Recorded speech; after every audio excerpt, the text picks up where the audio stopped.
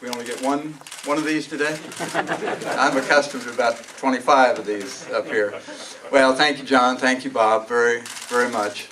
I would, and I'm going to try to be as brief as I possibly can, I would suggest all of you from the media, the same faces that I saw 18, 20 years ago. If you just go back and refer to your notes, I think you can knock this out rather quickly. Nothing's changed as far as I'm concerned, other than maybe it's a little different environment than it was 20 years ago. You're going to ask a lot of questions. I'm quite certain about that. Probably want to know why in the devil I want to do this again. There's probably a number of different things that I'd want to say, and I'm not going to be able to say all of them today.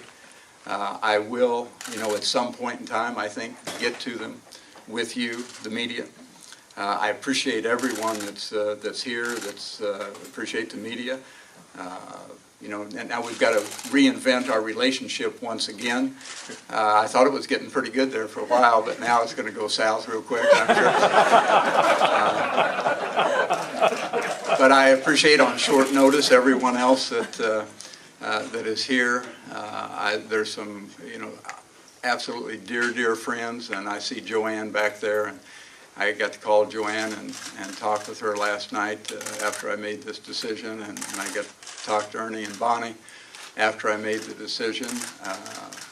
They were, they're important to me, and that'll be one of the questions. I'm quite certain.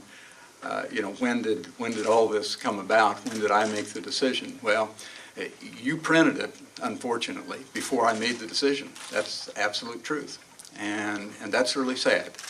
And it hadn't ought to be that way, but it is. I made a call last night. I'm going to tell you two incidents. I made a call last night to family, children, grandchildren, and to some dear friends. And a lot of dear friends that, that I just couldn't get to. But I made a call to a dear friend to tell them. I wanted them to understand they were important to me, and I wanted them to hear it from me before they read it in the newspaper. Well, they had already read it.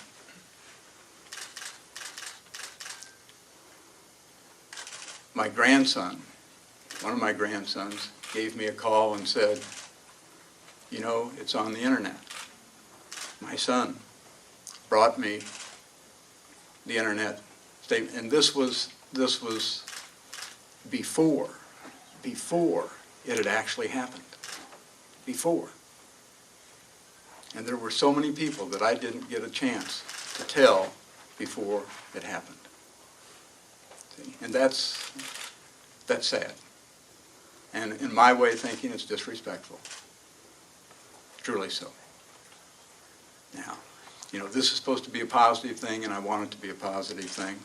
I just want you to understand how I felt. Because we're talking about the Kansas State way. Kansas State people are unique. The university is unique. And every university in the country will say their university is unique. And that may very well be true. But I know Kansas State University is. And I know the people of Kansas State are truly special.